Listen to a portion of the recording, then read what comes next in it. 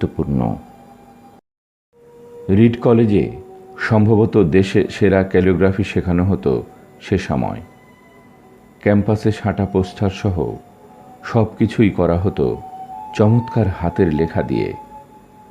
আমি যেহেতু আর স্বাভাবিক পড়ালেখার মাঝে ছিলাম না, তাই যে কোনো কোর্সেই চালিয়ে নিতে পারতাম। আমি ক্যালিগ্রাফি কোর্সে ভর্তি হয়ে গেলাম। সেরিফ ও সেন্ট সেরিফের বিভিন্ন অক্ষরের মধ্যে স্পেস কমানো বাড়ানো শিখলাম। ভালো টাইপোগ্রাফি কিভাবে করতে হয় সেটা শিখলাম। ব্যাপারটা ছিল সত্যি দারুণ সুন্দর, ঐতিহাসিক, বিজ্ঞানের ধরাছোঁয়ার বাইরে একটা আর্ট। আমি এর মধ্যে মজা খুঁজে পেলাম। এই ক্যালিগ্রাফি জিনিসটা কোনোদিন বাস্তব জীবনে আমার কাজে আসবে এটা কখনো ভাবিনি।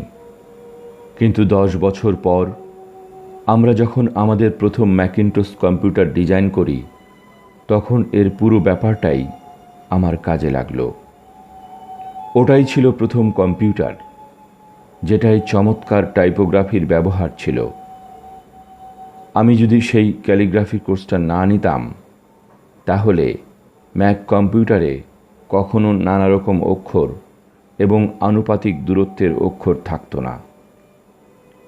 আর যেহেতু উইন্ডোজ ম্যাকের এই ফন্ট সরাসরি নকল করেছে, তাই বলা যায় কোনো কম্পিউটারেই এ ধরনের ফন্ট থাকতো না।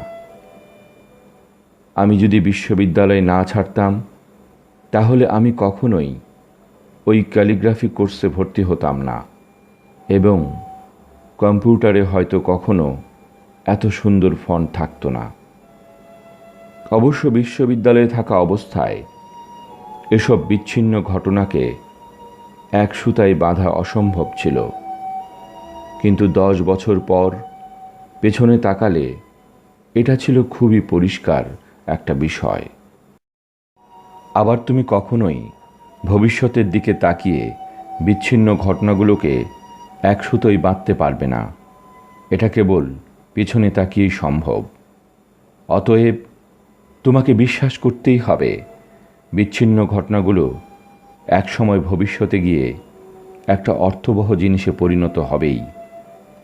তোমার ভাগ্য, জীবন, কর্ম, কিছু না কিছু একটার উপর তোমাকে বিশ্বাস রাখতেই হবে।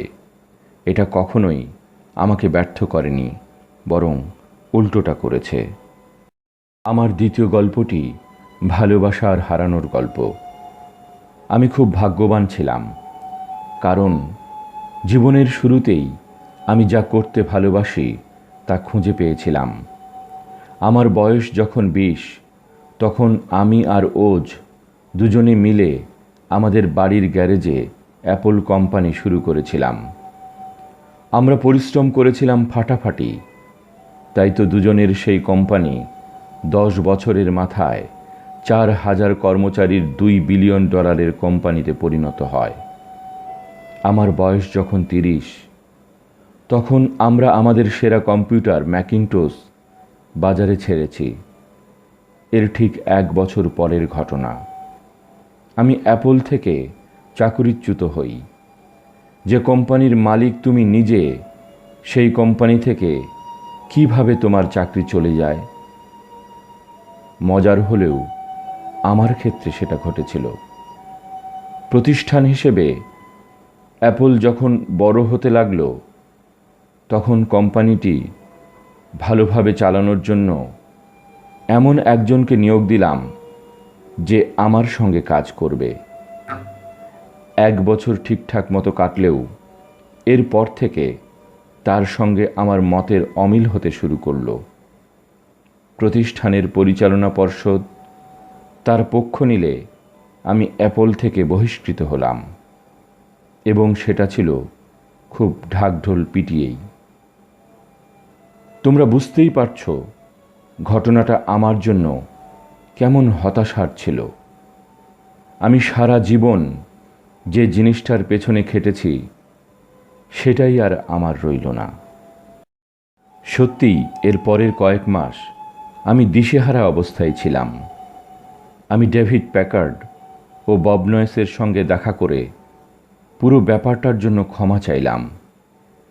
আমাকে তখন সবাই চিনত, তাই এই চাপ আমি আর নিতে পারছিলাম না। মনে হতো ভ্যালি ছেড়ে পালিয়ে যাই, কিন্তু সেই সঙ্গে আরেকটা জিনিস আমি বুঝতে পারলাম, আমি যা করছিলাম সেটাই আমি সবচেয়ে বেশি ভালোবাসি। চাকরিচ্যুতির কারণে কাজের প্রতি আমার ভালোবাসা এক বিন্দু কমেনি, তাই আমি আবার একেবারে গোড়া থেকে শুরু করার সিদ্ধান্ত নিলাম। প্রথমে মনে না হলেও পরে আবিষ্কার করলাম, অ্যাপল থেকে চাকরিচ্যুতিটা ছিল আমার জীবনের সবচেয়ে ভালো ঘটনা। আমি অনেকটা নির্ভয় হয়ে গেলাম, কোনো চাপ নেই। সফল হওয়ার জন্য বাড়াবাড়ি রকমের কৌশল নিয়ে ভাবার অবকাশ নেই। আমি প্রবেশ করলাম আমার জীবনের সবচেয়ে সৃজনশীল অংশে। পরবর্তী 5 বছরে নেক্সট ও পিকজারের নামের দুটো কোম্পানি শুরু করি আমি, আর প্রেমে পড়ি এক অসাধারণ মেয়ের, যাকে পরে বিয়ে করি। পিকজার থেকে আমরা পৃথিবীর প্রথম কম্পিউটার অ্যানিমেশন ছবি টয় স্টোরি তৈরি করি, আর এখন তো পিকজারকে সবাই চেনে, পৃথিবীর সবচেয়ে সফল অ্যানিমেশন স্টুডিও। এরপর ঘটে কিছু চমৎকার ঘটনা। অ্যাপল নেক্সটকে কিনে নেয় এবং আমি অ্যাপলে ফিরে আসি, আর লরেনের সঙ্গে চলতে থাকে আমার চমৎকার সংসার জীবন। আমি মোটামুটি নিশ্চিত এগুলোর কিছুই ঘটত না যদি না অ্যাপল থেকে আমি চাকরিচ্যুত হতাম। এটা ছিল খুব বাজে, তেতো একটা ওষুধ আমার জন্য, কিন্তু দরকারি। কখনো কখনো জীবন তোমাকে ইটপাটকেল মারবে, কিন্তু বিশ্বাস হারিও না। আমি নিশ্চিত যে জিনিসটা আমাকে সামনে এগিয়ে নিয়ে গিয়েছিল সেটা হচ্ছে আমি যে কাজটি করছিলাম সেটাকে আমি অনেক ভালোবাসতাম। তোমাকে অবশ্যই তোমার ভালোবাসার কাজটি খুঁজে পেতে হবে, ঠিক যেভাবে তুমি তোমার ভালোবাসার মানুষটিকে খুঁজে বের করো। তোমার জীবনের একটা বিরাট অংশ জুড়ে থাকবে তোমার কাজ। তাই জীবন নিয়ে সত্যিকারের সন্তুষ্ট হওয়ার একমাত্র উপায় হচ্ছে এমন কাজ করা যে কাজ সম্পর্কে তোমার ধারণা এটা একটা অসাধারণ কাজ। আর কোনো কাজ তখনই অসাধারণ মনে হবে যখন তুমি তোমার কাজটিকে ভালোবাসবে। যদি এখনও তোমার ভালোবাসার কাজ খুঁজে না পাও, তাহলে খুঁজতে থাকো, অন্য কোথাও স্থায়ী হয়ে যেও না। তোমার মনই তোমাকে বলে দেবে যখন তুমি তোমার ভালোবাসার কাজটি খুঁজে পাবে। যে কোনো ভালো সম্পর্কের মতোই তোমার কাজটি যতই তুমি করতে থাকবে, সময় যাবে ততই ভালো লাগবে। সুতরাং খুঁজতে থাকো যতক্ষণ না ভালোবাসার কাজটি পাচ্ছ। অন্য কোনোখানে নিজেকে স্থায়ী করে ফেলো না। আমার শেষ গল্পটির বিষয় মৃত্যু। আমার বয়স যখন 17 ছিল তখন আমি একটা উদ্ধৃতি পড়েছিলাম, তুমি যদি প্রতিটি দিনকেই তোমার জীবনের শেষ দিন ভাবো, তাহলে একদিন তুমি সত্যি সত্যি সঠিক হবে। এ কথাটা আমার মনে গভীরভাবে রেখাপাত করেছিল, এবং সেই থেকে গত 33 বছর আমি প্রতিদিন সকালে আয়নার সামনে দাঁড়িয়ে নিজেকে জিজ্ঞেস করি, আজ যদি আমার জীবনের শেষ দিন হতো, তাহলে আমি কি যা যা করতে যাচ্ছি আজ তাই করতাম, নাকি অন্য কিছু করতাম? যখনই এ প্রশ্নের উত্তর একসঙ্গে কয়েকদিন না হতো, আমি বুঝতাম আমার কিছু একটা পরিবর্তন করতে হবে। পৃথিবী ছেড়ে আমাকে একদিন চলে যেতে হবে, এই জিনিসটা মাথায় রাখার ব্যাপারটাই জীবনে আমাকে বড় বড় সব সিদ্ধান্ত নিতে সবচেয়ে বেশি সাহায্য করেছে। কারণ প্রায় সব কিছুই যেমন সব অতি প্রত্যাশা, সব গর্ব, সব লাজ লজ্জা আর ব্যর্থতার গ্লানি মৃত্যুর মুখে হঠাৎ করে সব নেই হয়ে যায়। টিকে থাকে শুধু সেটাই যা সত্যিই গুরুত্বপূর্ণ। তোমার কিছু হারানোর আছে।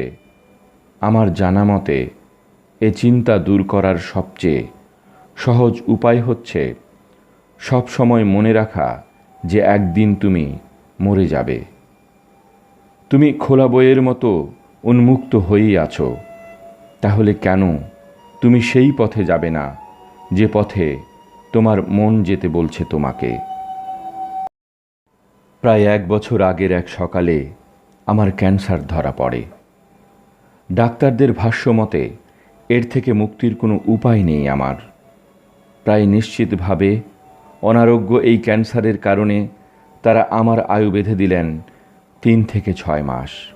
উপদেশ দিলেন বাসায় ফিরে যেতে, যেটার সোজাসাপটা মানে দাঁড়ায় বাসায় গিয়ে মৃত্যুর জন্য প্রস্তুত হও। এমনভাবে জিনিসটাকে ম্যানেজ করো যাতে পরিবারের সবার জন্য বিষয়টা যথাসম্ভব কম বেদনাদায়ক হয়।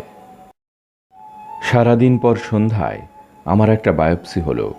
তারা আমাকে গলার ভেতর দিয়ে একটা এন্ডোস্কোপ নামিয়ে দিয়ে পেটের ভেতর দিয়ে গিয়ে টিউমার থেকে সুই দিয়ে কিছু কোষ নিয়ে এলেন। আমাকে অজ্ঞান করে রেখেছিলেন, তাই কিছুই দেখিনি। কিন্তু আমার স্ত্রী পরে আমাকে বলেছিল, চিকিৎসকেরা যখন এন্ডোস্কোপি থেকে পাওয়া কোষগুলো মাইক্রোস্কোপের নিচে রেখে পরীক্ষা করা শুরু করলেন, তখন তারা কাঁদতে শুরু করেছিলেন। কারণ আমার ক্যান্সার এখন যে অবস্থায় আছে তা সার্জারির মাধ্যমে চিকিৎসা সম্ভব। আমার সেই সার্জারি হয়েছিল এবং দেখতে পাচ্ছ এখন আমি সুস্থ। কেউই মরতে চায় না, এমনকি যারা স্বর্গে যেতে চায় তারাও সেখানে যাওয়ার জন্য তাড়াতাড়ি মরতে চায় না। কিন্তু মৃত্যুই আমাদের গন্তব্য। এখন পর্যন্ত কেউ এটা থেকে বাঁচতে পারেনি। এমনই তো হওয়ার কথা, কারণ মৃত্যুই সম্ভবত জীবনের অন্যতম প্রধান আবিষ্কার। এটা জীবনের পরিবর্তনের এজেন্ট। মৃত্যু পুরনোকে ঝেড়ে ফেলে, নতুন শিশুর জন্য জায়গা করে দেয়। এই মুহূর্তে তোমরা হচ্ছ নতুন, কিন্তু খুব বেশি দিন দূরে নয় যেদিন তোমরা পুরনো হয়ে যাবে এবং তোমাদের ঝেড়ে ফেলে দেওয়া হবে। আমার অতি নাটুকেপনার জন্য দুঃখিত, কিন্তু এটাই আসল সত্য। তোমাদের সময় সীমিত, কাজেই কোনো মতবাদের ফাঁদে পড়ে, অর্থাৎ অন্য কারো চিন্তাভাবনার ফাঁদে পড়ে অন্য কারো জীবন যাপন করে নিজের সময় নষ্ট করো না। যাদের মতবাদে তুমি নিজের জীবন চালাতে চাচ্ছ তারা কিন্তু অন্যের মতবাদে চলেনি, নিজের মতবাদেই চলেছে। তোমার নিজের ভেতরের কণ্ঠকে অন্যদের শেকলে শৃঙ্খলিত করো না। আর সবচেয়ে গুরুত্বপূর্ণ কথা হলো নিজের মন আর ইনটিউশনের মাধ্যমে নিজেকে চালানোর সাহস রাখবে। ওরা যেভাবেই হোক এরই মধ্যে জেনে ফেলেছে তুমি আসলে কি হতে চাও। এছাড়া আর যা বাকি থাকে সবই খুব গৌণ ব্যাপার। আমি যখন তরুণ ছিলাম তখন দি হোল আর্থ ক্যাটালগ নামের অসাধারণ একটা পত্রিকা প্রকাশিত হতো, যেটা কিনা ছিল আমাদের প্রজন্মের বাইবেল। এটা বের করতেন স্টুয়ার্ট ব্র্যান্ড নামের এক ভদ্রলোক। তিনি তার কবিত্ব দিয়ে পত্রিকাটিকে জীবন্ত করে তুলেছিলেন। স্টুয়ার্ট ও তার টিম পত্রিকাটির অনেক সংখ্যা বের করেছিলেন। 70-এর দশকের মাঝামাঝি সময়ে আমার বয়স যখন ঠিক তোমাদের বয়সের কাছাকাছি, তখন পত্রিকাটির শেষ সংখ্যা প্রকাশিত হয়। বিদায়ী সেই সংখ্যায় শেষ পাতায় ছিল একটা ভোরের ছবি। তার নিচে লেখা ছিল, ক্ষুধার্ত থেকো, বোকা থেকো। এটা ছিল তাদের বিদায়কালের বার্তা। ক্ষুধার্ত থেকো, বোকা থেকো। এবং আমি নিজেও সব সময় এটা মেনে চলার চেষ্টা করেছি। আজ তোমরা যখন বিশ্ববিদ্যালয়ের গণ্ডি ছেড়ে আরও বড় নতুন একটা জীবনে প্রবেশ করতে যাচ্ছ, আমি তোমাদেরও এটা মেনে চলার আহ্বান জানাচ্ছি। ক্ষুধার্ত থেকো, বোকা থেকো। আপনাদের সবাইকে অনেক অনেক ধন্যবাদ।